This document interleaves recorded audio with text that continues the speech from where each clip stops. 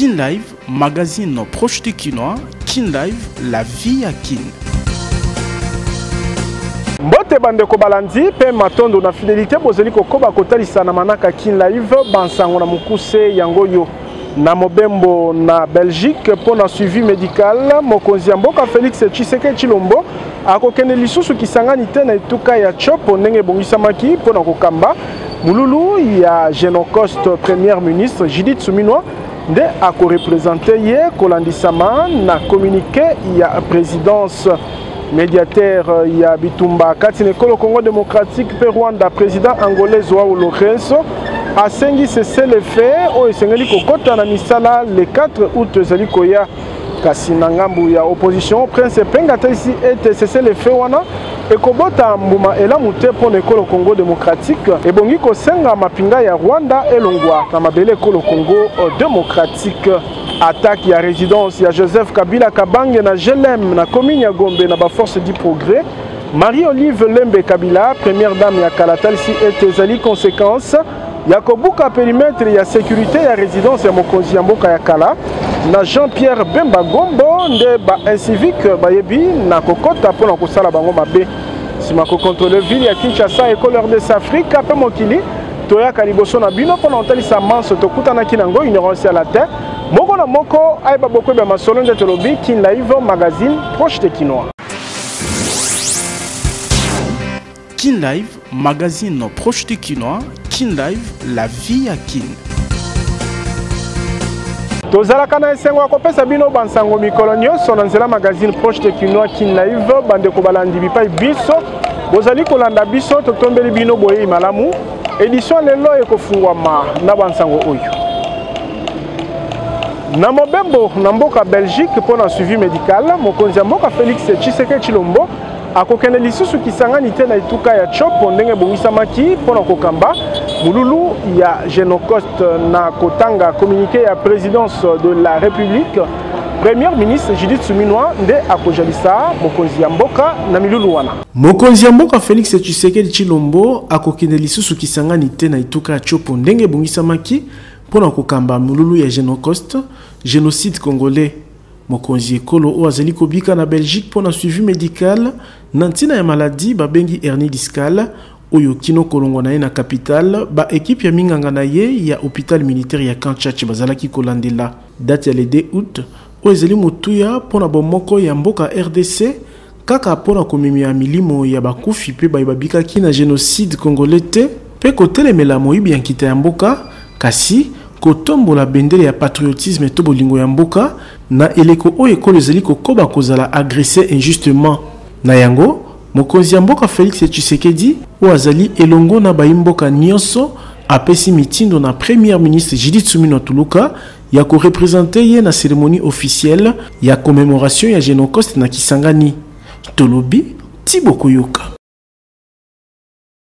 Médiateur na Bitumba Katine Kolo Congo démocratique pe Rwanda président angolais Joao Lourenço a sengi cessé les faits oyo kokota na misala le 4 août 2024 ezali koya kasi na ngambu ya opposition prince penga atalisi ete kobota mbuma elamu te ekolo RDC ezali na posa mapinga ya Rwanda ebima na mabele na ye. Angola ebi na kosenga cessé les faits papa te to koyeba ete trêve aux États-Unis sengaki ekosila le 3 août. Angola a sengi ko banda cessé les faits le 4 août par rapport il y a un mois où il y a trêve outi koleka na bosenga oyo ya médiateur angolais a sengi est-ce que tokoloba que makambo ekokene dans le sens il y a ko retrouver kimia na est pour nabiso cessé les faits ya malamu ezali retrait pire et simple ya Rwanda na mboka na biso baye banso oyo balingi skimi ya solo ekota na Congo akosungane Congo pona tozwa retrait ko ndima cesser le fait lelo ezali ko normaliser ezali ko légitimer voire ko banaliser guerre d'agression oyo ko ça cesser le fait na kati ya mabele ya Congo alors que Congo et ali ko ça la guerre te a proprement dit Congo a l'idée de défendre l'intégrité du territoire. C'est le Rwanda qui est venu nous faire la guerre à l'intérieur de notre territoire. Pourquoi l'Amérique, si peu une puissance mondiale, a des moyens à contraintes militaires et financières pour obliger Rwanda à bimanabe nabiso, ne le fait pas, mais préfère que le baït cesser le fait ça. Mais cesser le fait à l'intérieur toujours de notre terre. Qui dit cesser le fait dit que suppose que la guerre risque de reprendre, mais reprendre ou toujours à l'intérieur de notre territoire. Nous ne pouvons pas accepter pareille chose. C'est le roi va attendre ce piège. C'est un piège. C'est une façon même de la normaliser parce que ça devient comme une chose normale. Tout ça, c'est le fait. Tout ça, c'est le fait. Ce que l'Amérique oublie, c'est que derrière cette guerre, il y a des millions de familles qui sont déchirées. Il y a des milliers de vies qui sont arrachées aux Congolais. Il y a des minéraux qui sont pillés. Il y a toute une économie d'un pays qui est perturbée, désarticulée. Mais tant que guerre jusque-là, de préférence, c'est le fait où il y a pour moi, qui est moi temporisé, moi, on n'a pas besoin de répit. On a besoin de mener les combats pour la défense du pays jusqu'à gagner la guerre. Parce que par la négociation, nous ne gagnerons pas. C'est que nous ne gagnerons que par la guerre. Donc, il faut tout long gabitumba et nandenge ya kobunda. Je ne pense pas que c'est le fait de trêve humanitaire. Balobi trêve pour va permettre de kima, va permettre de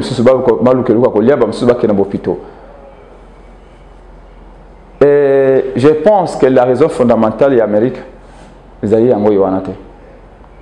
que ça fait 3 décennies. Ce qui est l'Amérique,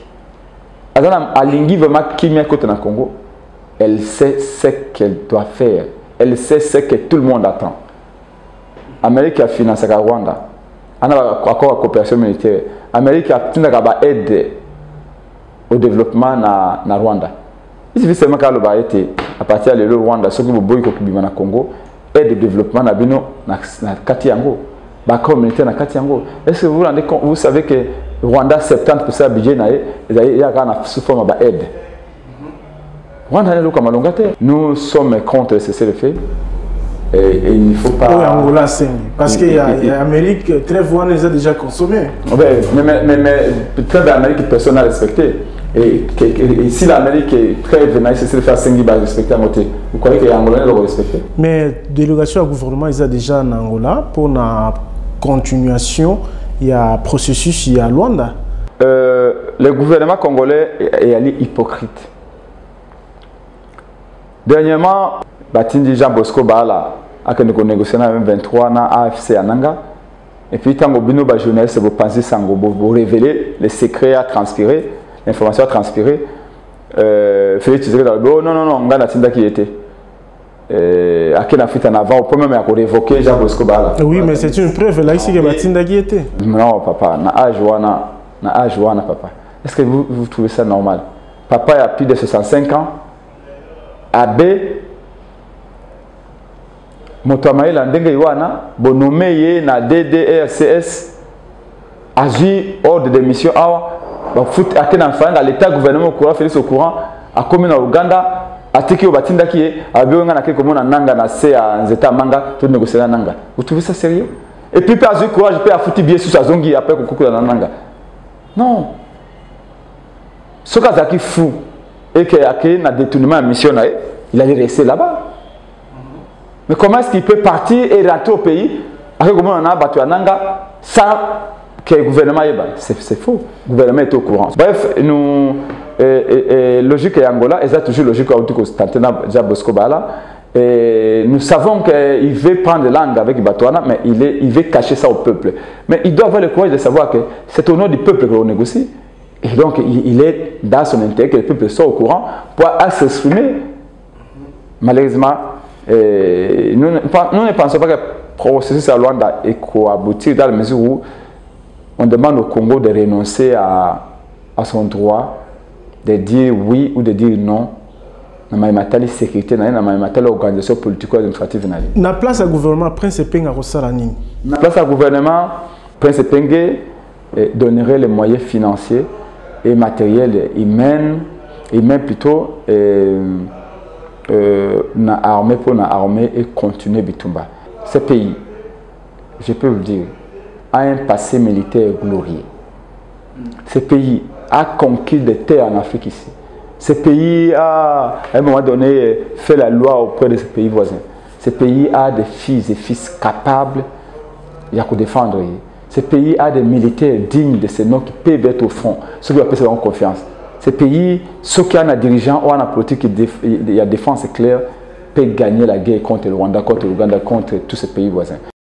Attaque ya résidence ya Joseph Kabila Kabange ya Jelem na commune ya Gombe na ba force du progrès.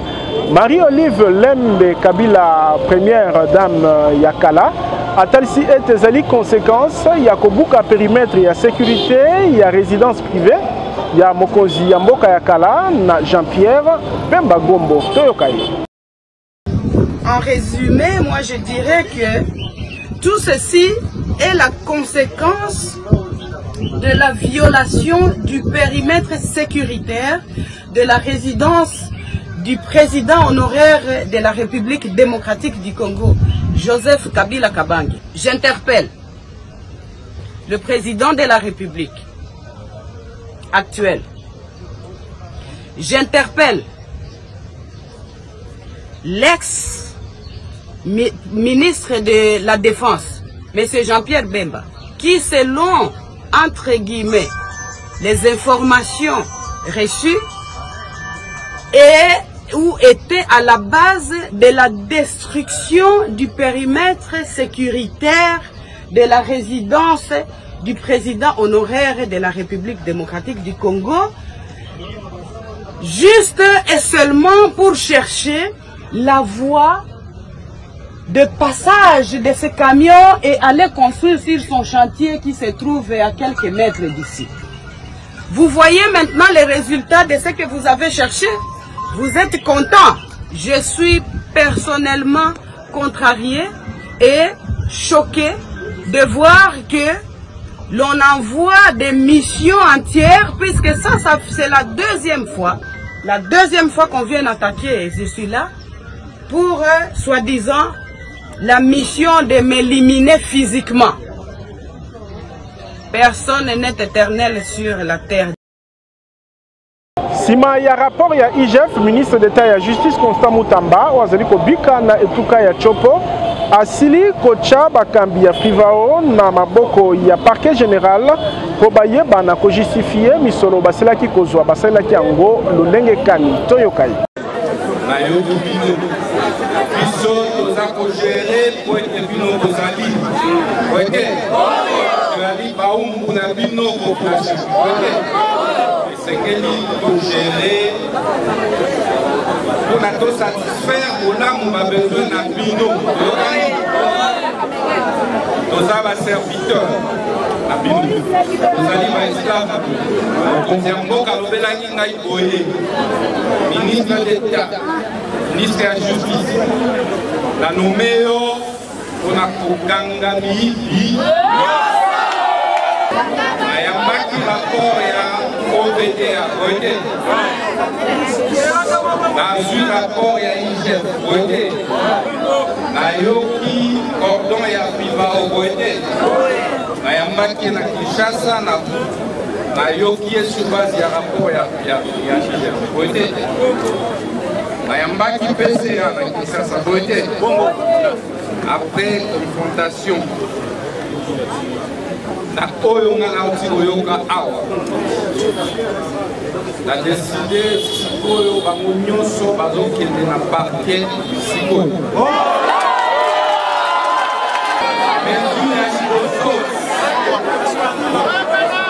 mesure ya Mokonzi Assemblée nationale Vital Kamerhe Kambaki Milulu, il y a 7e session spéciale na CHESD. Wapi atalisi importance Mokonzi Mboka après commandant suprême ya Mapinga azali ko talisa na formation ya élite ya Mboka. Désigné pareil à 7e édition spéciale, Mokonzi Assemblée nationale Vital Kamerhe Akambaki Milulu ya clôture ya mubu ya malakisi na CHESD pene ya premier ministre Judith Suminwa Tuluka marraine ya 9e édition ordinaire.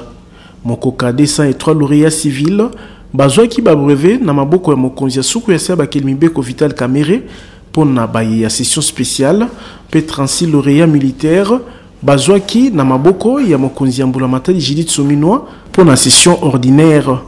Directeur général ya CHESD général major Mobia Imamba na maloba na ye a rappelaki ba objectif ya CHESD o ezali kopesa ekolo Congo démocratique autonomie na maimatali stratégie pe défense na kopesa ka boyebi o esengeli na tango ya ba réforme na o etali sécurité pe défense.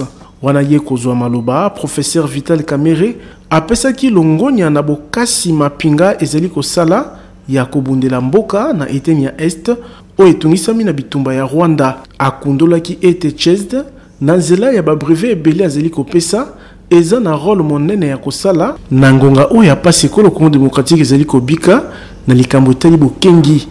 Vital Kamerhe abetaki sete na intérêt commandant suprême ya FARDC azali na yango na formation ya ba élite ya mboka na nzela ya CHESD. La République, comme vous le savez, tient beaucoup à l'outil de la défense. Et il est convaincu que le rôle que joue actuellement le CHESD en formant certains de nos officiers va contribuer positivement à la réforme de l'armée et de la police nationale. Évidemment, on ne peut pas dire un mot de clôture sans souligner la douleur que nous ressentons à ce moment, qui devrait être un moment de fête, où on est en train de former des grands stratèges militaires, mais malheureusement ou paradoxalement, le pays est occupé dans sa partie est. Ces populations résilientes méritent tout notre respect, tout comme les forces de défense qui se battent pendant que nous vivons ici à Kinshasa méritent toutes nos félicitations. Et nous sommes contents qu'il y ait intégration militaire régionale. Mais c'est une œuvre inachevée. À partir du moment où un des membres de cette importante organisation se trouve être parmi les agresseurs de la République démocratique du Congo, j'ai cité le Rwanda.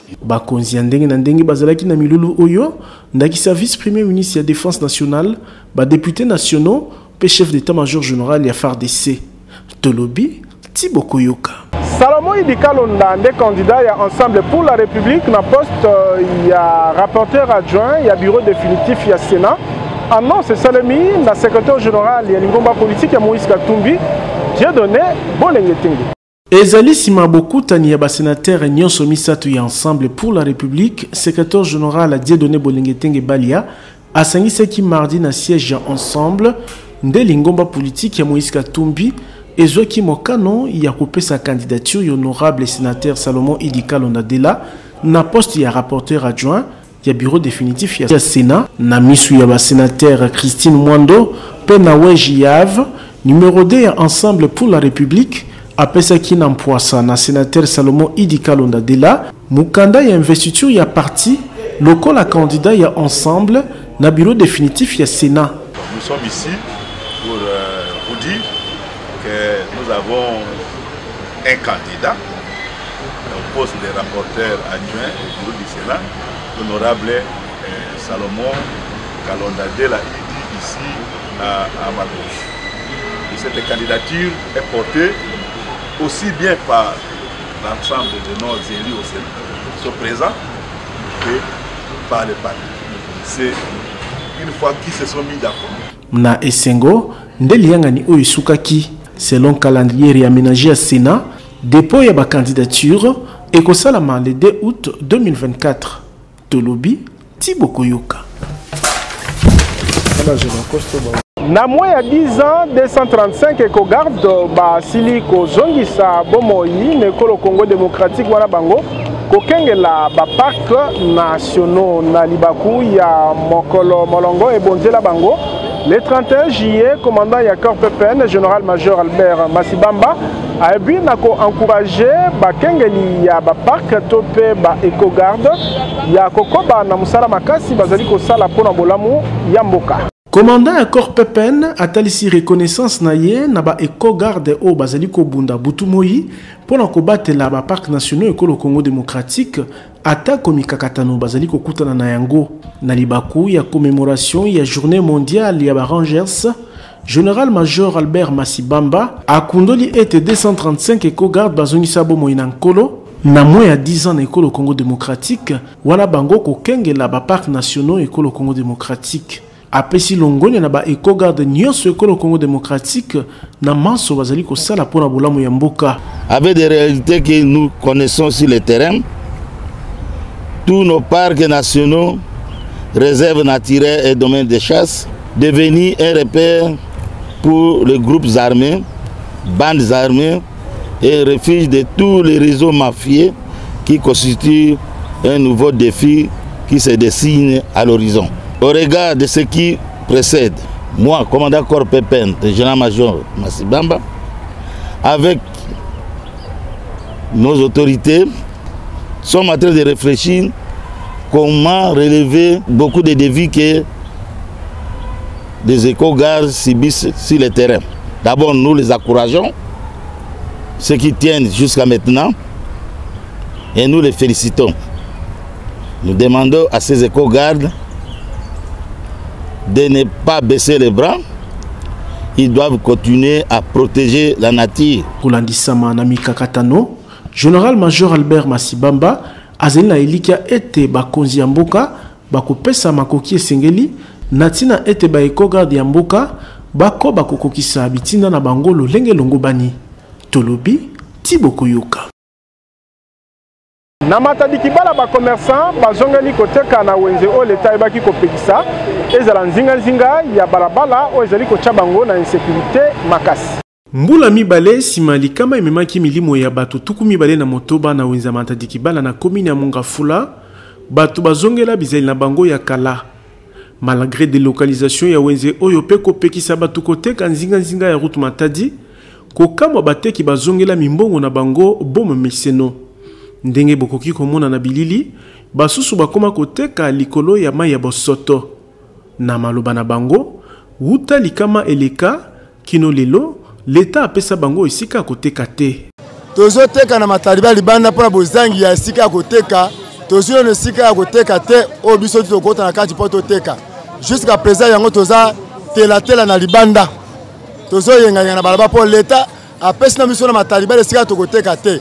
Yango tozo luka na libanda poto zo moloko ko sunga libota na biso balaba ko tokota na demiap tokoti kuna o lopanga bana mobutu baye babengani biso batindi biso na campagne biloko ya bato esani ni ezika biloko ezika o auti kolonga o Jantini Ngobila ayaka atalio ba mama na koya na solution banda zonga solution eyate yango to biso na wonja libanda wenze ya campagne ezika toza na posa mokonde ya kotongela biso wenze ya sika po biso tozonga bateki oyo batelemeli Petra Kaseri ya ba policier o bazeli kotungisa bango tango inso babotolaki biso biloko basengi biso na mbongo topesi bango mbongo mususu bakobotola na mbongo na biloko nyonso eske mbongo oyo bango babotolaka wana ekendaka kokoma na biro ya président awa likama aliwana ne comité bakonzi ya leta basengeli kozwa ba responsabilité na bango na maboko pona lopoto baloba mieux vaut prévenir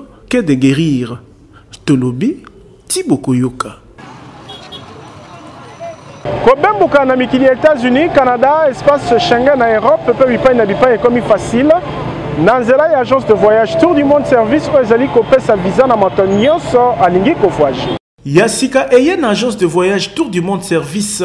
Ba papa, ba mama, bilenge basi pe mibali botelema po mokonzi ya masolo ya visa na Kinshasa alobi moto nyonso o abunga kinzela zonga na molongo pamba te na TMS ratakate. Olingi okende États-Unis d'Amérique na facilité, Canada, Europe na ba état Schengen ne peut bipai mosusu, agence de voyage Tour du Monde Service ezali ko beta yango dada lokola bale pe ozwi visa na yo na pete. Awa mikili ya poto eloko pamba ezala ba wewa bazozwa visa tembeza te. Po Tour du Monde Service evandisa masolo ya assistance visa na professionnalisme nyonso. Ndenge ye moko le DG le plus compétent Jean-Pierre Bassanga Lobaka. Quand on connaît, quand on connaît pas, on apprend. Talawewa a commis canadien à pété. Kobuka na tendeko, olembi koluka visa na ngomba ya mangengenge na ba jeune pe prière, tana yo ekoki pour agence de voyage Tour du Monde Service mopangusi pizoli aye. Ozo luka visa en singleton, couple to libota mobimba, na TMS visa zo pesama. Merci vraiment na agence la TMS na o basali pour na ngai. bakopaninga tina yoko. Promotion pe ezali olingi visa d'études na Canada, États-Unis d'Amérique pe Europe, ezopesama na $1,200, visa touristique na $1,100. Bureau ya Tour du Monde Service, ezali na numéro 5151 à Balabala Kasavubu, quartier Matonge 1 commune à Kalamu, référence Carrefour des Jeunes. Otolobakite, Tolobi, Tibokoyoka.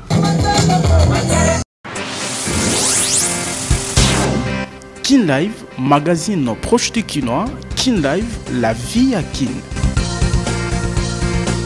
Inscription ezali kosalama ya ofele na complexe scolaire Mama Pemba ezwami na commune ya Kisenso Olingi. Mwana na yo atanga na école moderne oya Fondation Nero Mbungu. Kima na lombango pamba te ba place ezali limité. Avenir ya bana esimbami na éducation pe formation bazali kozwa lelo. Yango ezali koleka na malakisi ya qualité lokola na complexe scolaire Mama Pemba. École moderne o etongama na ba norme ya standard international et fungoli déjà ba porte pour na ba inscription gratuite, c'est-à-dire ya ofele pour na ba nouveaux élèves na année scolaire 2024-2025. Moi na kofuta ta lumeyate andimami na école moderne o ya Fondation Nero Mbungu. Na ba section pe option d'akisa maternelle, primaire, éducation de base, pe humanité na latin philo, chimie biologie, pédagogie générale, commercial et gestion, coupe et couture, mécanique générale, électricité générale, construction pe électronique. Na complexe scolaire Mama Pemba, anglais na informatique ezali obligatoire, kobanda na maternelle kino humanité. Pour la pratique, Mubanga na atelier et tonda ba matériel moderne ndakisa ya coupe et couture, mécanique générale, électricité générale, électronique, pe laboratoire moderne pour na ba yekoli ya biologie chimie. Papa maman, kozala ki dibate pour na complexe scolaire Mama Pemba, inscription ezali ya ofele. Awa, encadrement et simami na balakisi o batonda boye bine expérience pour la formation ya malonga. Bana batangaka na ba condition ya malamu na basali ya minene oyo lumière ekoka. Complexe scolaire Mama Pemba ezali na avenue Batando numéro 4 quartier Bikanga commune ya Kisenso. Okoki kobenga na numéro 089 38 45 291 topé na 090 32 94 821. Na complexe scolaire Mama Pemba, Dieu est notre force. Tolobi Tibokoyoka.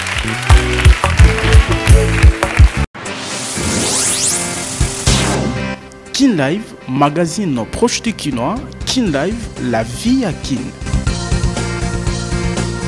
Awa ne Kin Live, suki tozalaki na sengo ko présenter bino ango na kombo ya équipe technique et rédactionnelle. Totondi bino botondi si ma caméra ezalaki Fabrice Ebengo. Kin Live, magazine proche de Kinois, Kin Live, la vie à Kin.